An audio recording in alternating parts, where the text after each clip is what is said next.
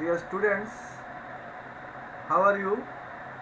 I think all of you are healthy during this corona crisis. Today I want to discuss about the pediatrics radiology, which includes cardiovascular system, hematology, ricket and scurvy, which is very important for your clinical examinations.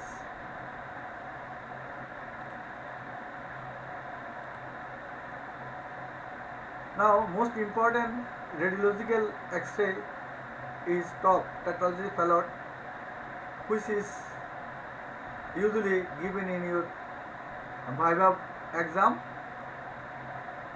This is the typical X-ray of tetralogy fallot. The X-ray test which shows boot-shaped heart. Why boot-shaped? Because aphasia lifted up due to right ventricular hypertrophy, and there is concavity or bay in the region of pulmonary conus due to low pressure in the pulmonary artery. This gives rise to the boot shape of the heart. Heart shape is normal. It is not enlarged. You look at the X-ray, there is oligemic lung field. Lung fields look black due to decreased vascular permeability. So if you think this type of X-ray, your diagnosis is tetralogy of fallot. Now, question asked in Viva board, what is tetralogy of fallot and its components? Your answer is, it is a cyanotic congenital heart disease, consists of pulmonary stenosis.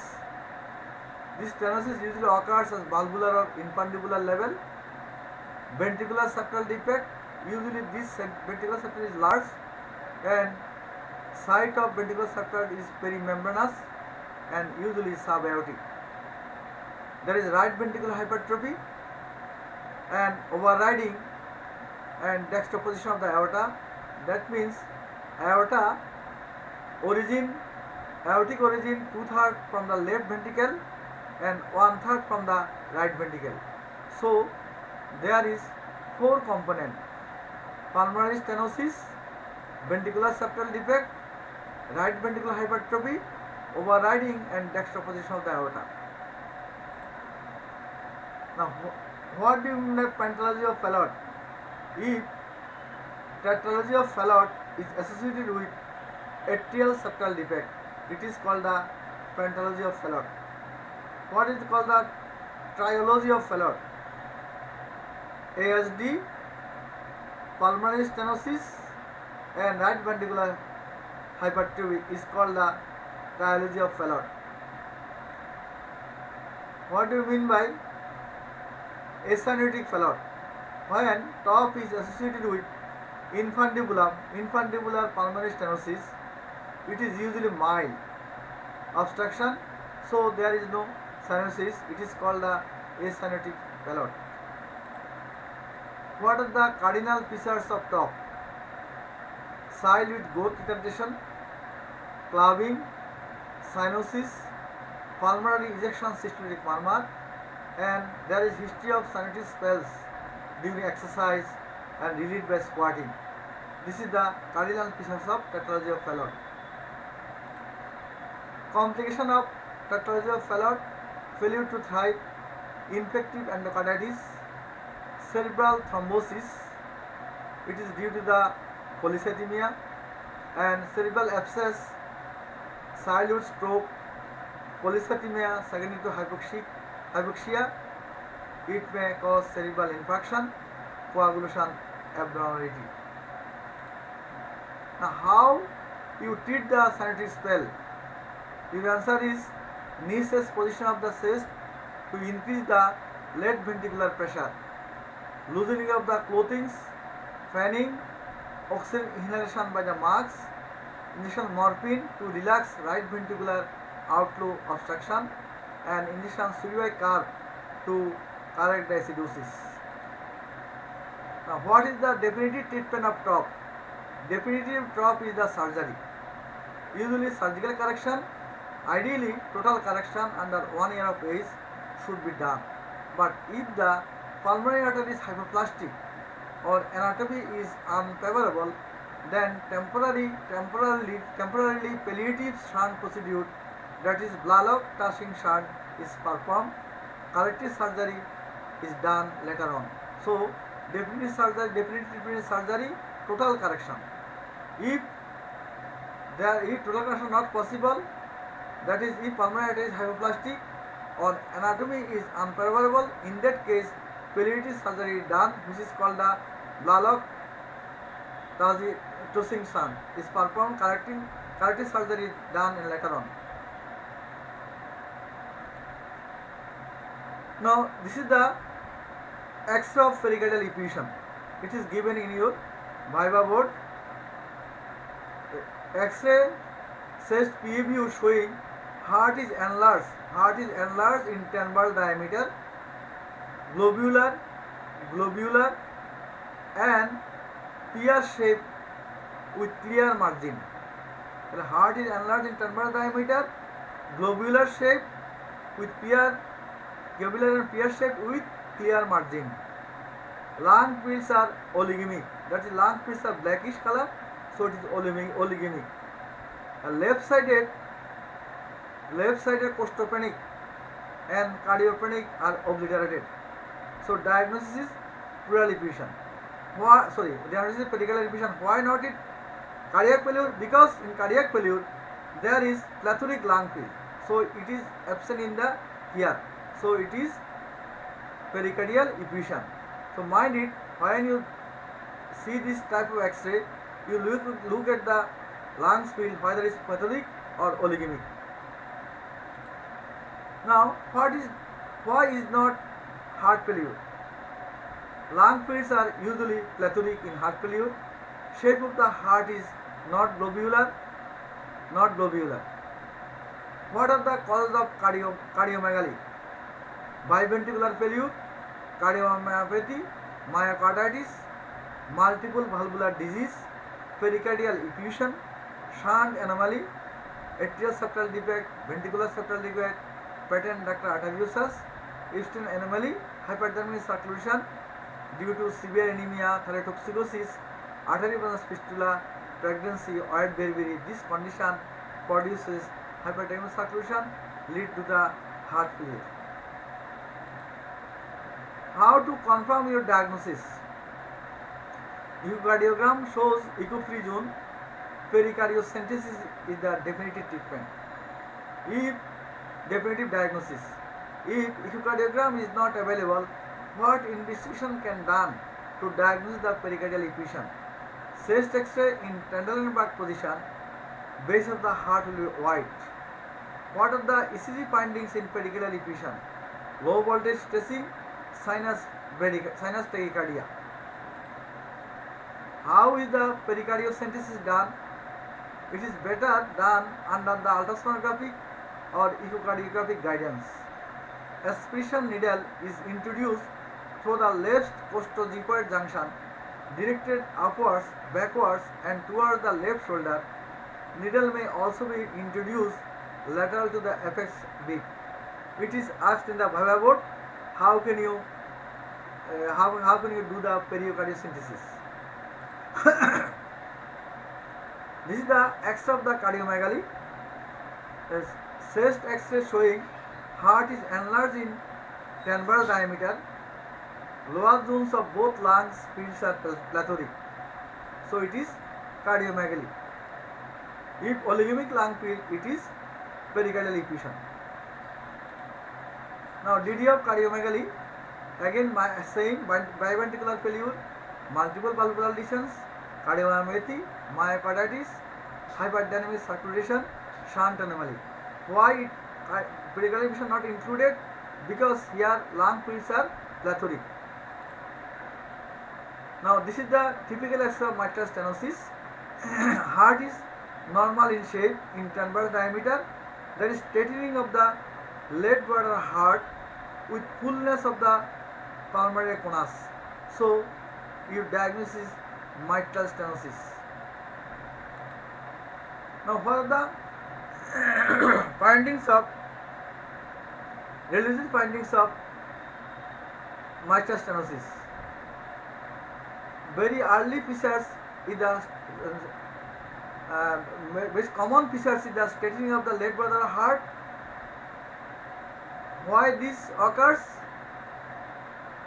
Due to enlargement of the left atrium. Fullness of the pulmonary conus due to the enlarged left atrium. Double shadow in the right border of the heart. It is also due to the enlarged left atrium. Widening of the carina and horizontal main bronchus due to the enlarged left atrium. So enlarged left atrium producing many signs. Carlis V lines, horizontal septal lines in the costophrenic angle indicate pulmonary hypertension.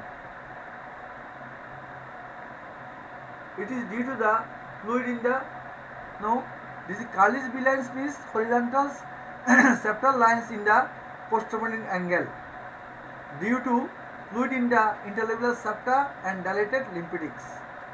Pulmonary edema, calcified shadow of mitral valve and reticulonodular shadow due to the pulmonary hemosiderosis or interstitial lung disease.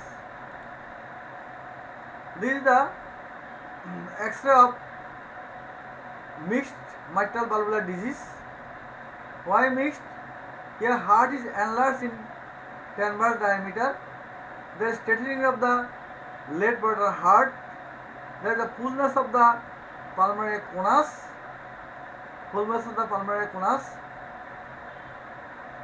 But there is also the plethoric lungs in the lower lobes and heart is enlarged in the transverse diameter. So in case of mitral stenosis, heart size is normal. So if associated with other valvular disease such as mitral regurgitation, heart may be enlarged. So it is the mixed mitral valvular disease, possibly mitral stenosis with mitral regurgitation. What is the size of the heart is mitral stenosis? In pure mitral stenosis, size of the heart is normal, but it may be enlarged when associated with congestive cardiac failure. What is the auscultatory findings of mitral stenosis? Very important questions. On auscultation, first out sound loud in all areas, second out sound normal, mid diastolic murmur in the mitral area. You can memorize easily by the LLRRB. L means low pitch, L means localized, R means rough, R means rumbling, and best heard with the bell of the stethoscope in the left lateral position with breath holding in expiration. Associated with the pre-systolic association, it is absent in the atrial fibrillation. There is opening snaps. So there is 5 to 7 findings of mid diastolic murmur. Criteria of the mid diastolic murmur: low pitch, localized, rough, rumbling, best heard with the bell of the stethoscope in left lateral position with breath holding in expiration, associated with pre-systolic association and opening snap. Complications of mitral stenosis: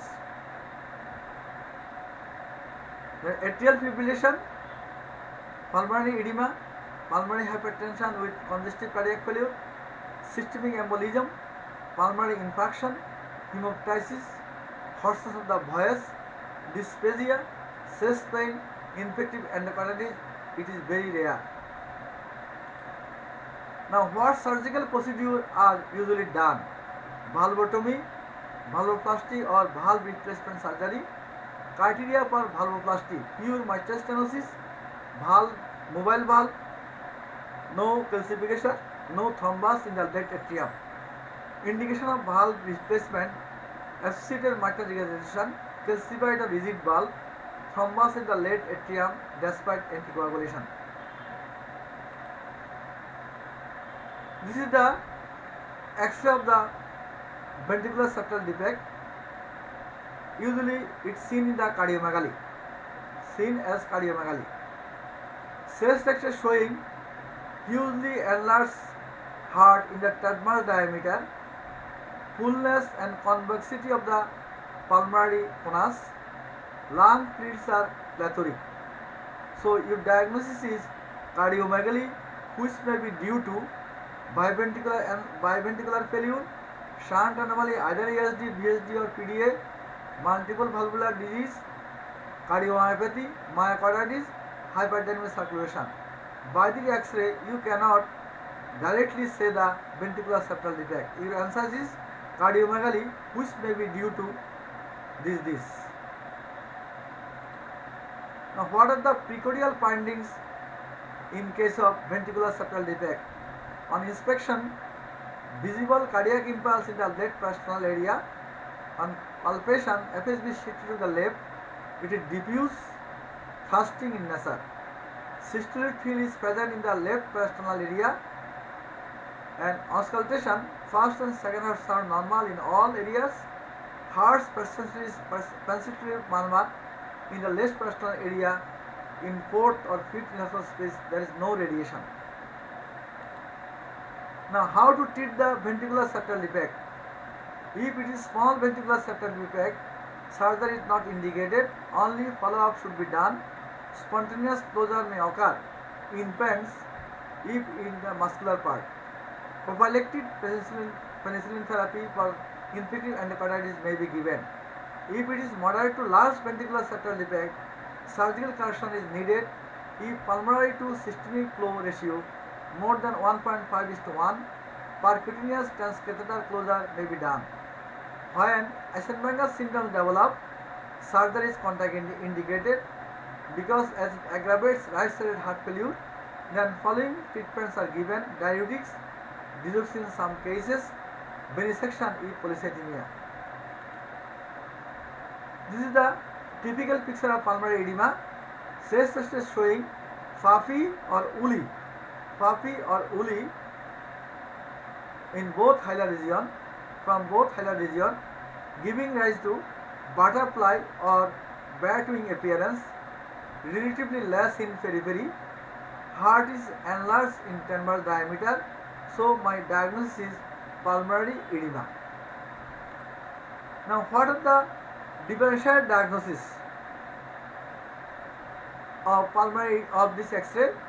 Bilateral extensive pulmonary tuberculosis, bilateral consolidation, bronchopneumonia, adult respiratory distress syndrome, fibrosing alveolitis, infections such as pneumocystis jirovecii, and radiotherapy, multiple metastases in the lung. So, in pulmonary edema, X-ray confused with these diseases. Now, what are the causes of pulmonary edema? Acute left ventricular failure due to any cause, excessive or rapid transmission of fluid or blood, and mitral stenosis. So, in this producing acute left ventricular failure, this is mitral stenosis. This is not mitral stenosis, mitral stenosis with mitral regurgitation. What are the causes of acute left ventricular failure? Most important left ventricular failure is the in pediatric age group: acute glomerulonephritis, myocarditis, cardiomyopathy, systemic hypertension is in older children, aortic valvular disease such as aortic stenosis or regurgitation, mitral regurgitation, and congenital heart disease such as quadratum aorta, PDA, and rapid intravenous fluid infusion, fluid or blood transfusion. Now, what are the features of acute left ventricular failure, which is also called the cardiac asthma? Dyspnea, which is very severe and frightening. Orthopnea, cough with frothy, blood-stained sputum, excessive sweating. On examination, general examination, patients look severely dyspneic, anxious, exhausted, distressed, and agitated. There is cyanosis, fail, tachypnea, tachycardia, pulsal alterance. It indicates severe left ventricular failure. Blood pressure high in hypertensive patients, otherwise fall of blood pressure. Examination of the precordium, evidence of cardiomegaly, apex is shifted, there may be gallop rhythm, bilateral basal crepitations, primary cause may be present, that is mitral or aortic valvular disease. Now, how will you manage a case of acute left ventricular failure? It is very important and asked in Viva board. Your answer is propped up position. It helps in reducing the pulmonary congestion. High flow oxygen inhalation 4 to 6 liters per minute, 6 to 100%.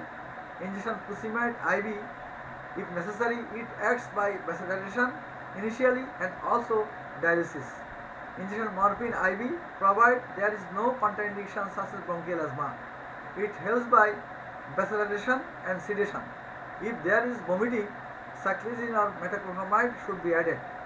AC inhibitor, vasodilation, it producing vasodilation and digoxin in some cases. If no response, inotropic agents like dopamine or dobutamine may be given. Treatment of primary causes. Now, in Viva board, they may ask how can I differentiate the cardiac asthma, this is acute left ventricular failure from the bronchial asthma. From history, there is history of hypertension, ISD in case of adult, and valvular heart disease. There may be family history of hypertension. In bronchial asthma, there is previous history of attack of asthma. There is history of allergy or allergic rhinitis. There is family history of asthma or allergy. Age usually occurs in the older children or adult person, but in bronchial asthma occurs in the young, may occurs in any age. Symptoms usually present with dyspnea, cough with police sputum, wheezing is rare, sweating is common. But in case of bronchial asthma, there is dyspnea, cough with little mucus secretion, wheezing is common, sweating is less sweating. And among the signs, in case of cardiac asthma, pulse is pulsar alternance. In bronchial asthma, pulse may be there may be pulsus paradoxus. BP is high if hypertensive heart. In bronchial asthma, BP normal or low in severe cases.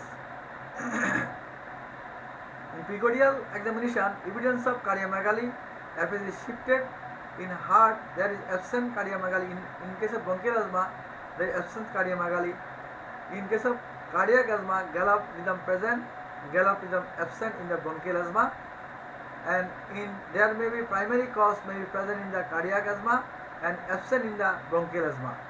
In lungs, bilateral basal crepitations, in lateral extensive crepitations, no or little rhonchi in case of cardiac asthma, but in case of bronchial asthma, there is bilateral rhonchi, no or little crepitations.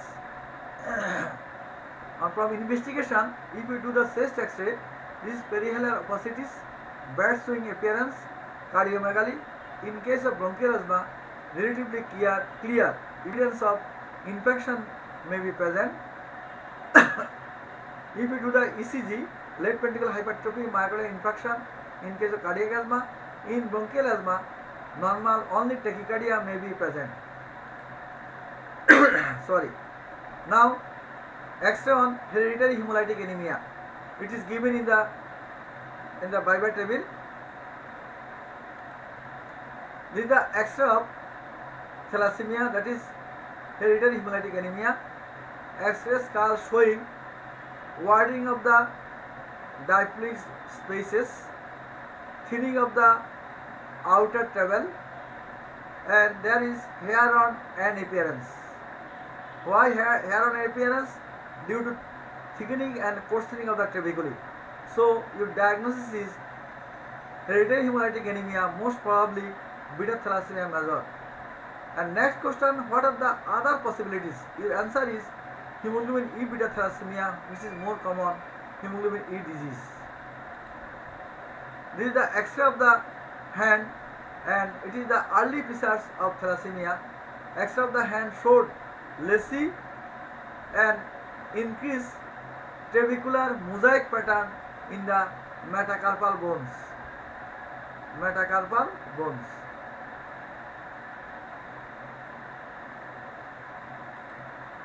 Mention one simple investigations for diagnosis of thalassemia. Your answer is peripheral blood print study. In microcytic hypochromic anemia, marked anisopoikilocytosis, abnormal cells such as nucleated RBC, target cell, teardrop cells, fancy shaped cells. These are more common in thalassemia. Now, how to confirm the diagnosis? Hemoglobin electrophoresis. In beta thalassemia major, absence of gross detection of adult hemoglobin, that is hemoglobin A, and increased fetal hemoglobin. In beta thalassemia minor, hemoglobin A2 is increased. What are the other investigations do you suggest? Complete blood count with peripheral blood print study, reticulocyte count increase, hemoglobin electrophoresis, which is fetal hemoglobin increase, and hemoglobin A2, hemoglobin A is greatly decreased. X-ray of the hand and skull, and other serum bilirubin, iron, total iron binding capacity, and ferritin. In iron level is increased, total iron binding capacity is decreased, serum ferritin level is increased. What are the causes of microcytic hypochromic blood picture? This is common viva questions. Your answer is iron deficiency anemia, commonest cause, beta thalassemia, major and minor, sideroblastic anemia, anemia of chronic disorder. What are the common criteria, clinical criteria of hemolytic anemia? The triad of hemolytic anemia is the anemia, jaundice, and splenomegaly. What are the physical findings if you examine the patients? If you look at the face, there is hemolytic face, there is frontal and parietal bushing, prominent malar bones, depressed nasal beads, malocclusion of the teeth. Anemia, jaundice, and splenomegaly. This is triad of hemolytic anemia. Short stature and retardation of the growth, hepatomegaly, and there is family history may be present. How you treat the beta thalassemia major? Correction of anemia by repeated blood transfusion to keep the hemoglobin percent above 10 mg percent every 3 to 4 weeks interval. Folic acid supplementation, iron containing drugs and diet are avoided. Iron cylindric therapy, repeated blood transfusion lead to hemosiderosis, which can be prevented by iron chelating agent such as desperioxamine, which is given subcutaneously by infusion pump overnight along with ascorbic acid. 250 mg daily may be added. Ascorbic acid usually contraindicated in thalassemia, but it is given during desperioxamine therapy. Oral iron chelating agents such as diperipron or diperasirox may be added. Other treatments such as injection erythropoietin, which stimulates the bone marrow, increase normal hemoglobin to some extent, and hydroxyurea, which increase the synthesis of fetal hemoglobin. And specific therapy is the allogenic bone marrow transplantation from SLA, compatible sibling, and gene therapy. And if there is hypersplenism, symmetry may be done. Then genetic counseling should be offered. It is necessary for prenatal diagnosis.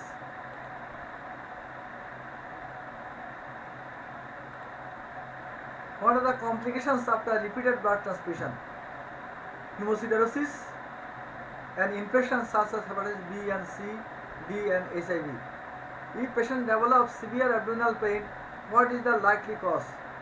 Cholelithiasis, pigment stones due to hemolysis, splenic infection, acute pancreatitis. What are the indications for splenectomy? Huge splenomegaly with pressure symptoms, hypersplenism suggested by the increased blood transfusion in a short interval, and fluid blood count will show there is pancytopenia. So, if there is pancytopenia, and if there is increased repeated blood transfusion, you think patient develop hypersplenism. What is the thalassemia? Thalassemia is an inherited disorder in which there is impairment of hemoglobin production due to partial or complete failure to synthesis specific type of globin chain. So here are two types, beta thalassemia and alpha thalassemia. In beta thalassemia, if there is inadequate production of beta chain leading to less production of hemoglobin A, and it is two types, thalassemia major, thalassemia minor and thalassemia intermedia. In alpha thalassemia, there is inadequate production of alpha chain, less hemoglobin A, and hemoglobin F and hemoglobin A2 are all that contains alpha chain.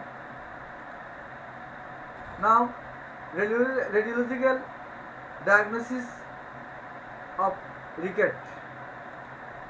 This is the X-ray of ricket. This X-ray of the both legs, not hand. It is a printing mistake. There are both legs, which shows that there is cupping, widening and fraying of the metaphysis. Wide gap between metaphysis and epiphysis. Density of the shape bone is reduced due to osteopenia. There is deformity of the long bones, this is bowing of the long bones. There also may be green stick fracture and bowing of the long bone. Why is increased distance between the epiphysis and metaphysis? Increased distance between epiphysis and metaphysis, which is called the zone of provisional calcification, is lost. So there is increased distance between epiphysis and metaphysis due to the loss of zone of provisional calcification. Why there is cupping and splaying? Cupping and splaying are due to the weight bearing and stress of the uncalcified bone. Now what is the ricket? Ricket is the metabolic bone disease in children characterized by the decreased rate of bone formation and increased unmineralized osteoid tissue due to the deficiency of ricket. In short, there is lack of mineralization of the growth plate in the developing bone, that is lack of calcification of osteoid. It occurs before union of epiphysis. In adult, it is called the osteomalacia. What are the causes of ricket?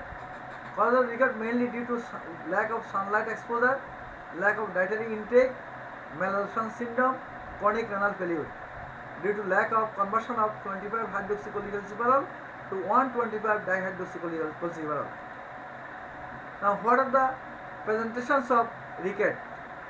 Infants and early childhood usually they present restlessness, fretful, frail and flabby muscles, delayed milestone of development which is characterized by the failure to travel, sit, stand and walk, delayed tooth eruption. Early signs are craniotabes, that is small unoccupied area in the skull, enlarged epiphysis at the lower end of the radius, swelling of the costochondral junction, rickety rosary, frontal and parietal bushing, delayed closure of the anterior frontally. In older children, retardation of the growth, there is bony deformity, bowing of the legs, knock knee, sage deformity, kyphoscoliosis, pectus excavatum and pigeon-shaped deformity. Pelvic deformity in female, difficulty during childbirth occurs in later life, epiphysis is enlarged. What investigations are done in the rickets? X-ray, usually wrist and elbow and knees. Serum calcium and phosphate low. Serum alkaline phosphate high. Serum 25 hydroxyproline low or absent. So it is not corrected. Serum 25 dihydroxycholecalciferol is low. Serum vitamin D assay 25 hydroxycholecalciferol level assay. How to treat the ricket? Vitamin D supplementation in the form of vitamin D3, that is cholecalciferol. Stress therapy, that is 3 lakh to 6 lakh unit given IM or orally in 2 to 4 doses over 1 day, or gradual therapy 2000 to 5000 unit per day over 4 to 6 weeks, and followed by the daily maintenance dose of vitamin D intake 400 international unit per day if less than 1 year, and 600 international unit per day if more than 1 year. And along with vitamin D supplementation, you should give the adequate exposure to the sunlight, dietary supplementation, and follow up of clinical improvement, periodic checkup, and serum calcium phosphate, alkaline phosphate, and X-ray. Now, radiological diagnosis of scurvy. This is the radiological X-ray of the scurvy. X-ray of the knee joint, and showing the lower end of the femur and upper end of the tibia fibula. There is ring shaped, sharply marginated epiphysis. Ring shaped, sharply marginated epiphysis, and it is called the Wimberger signs. It is seen in the arrow mark number 2. And what kind of Prankers white line? This is the Prankers white line. And due to the dense metaphysis, zone of provisional calcification. Lucent zone. This is the lucent zone which is present beneath the Prankers white line. This is the corner sign.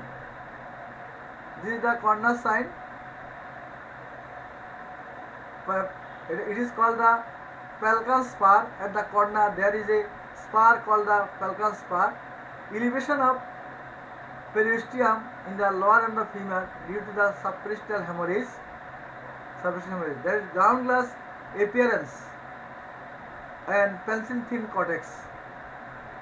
These are typical findings of the scurvy.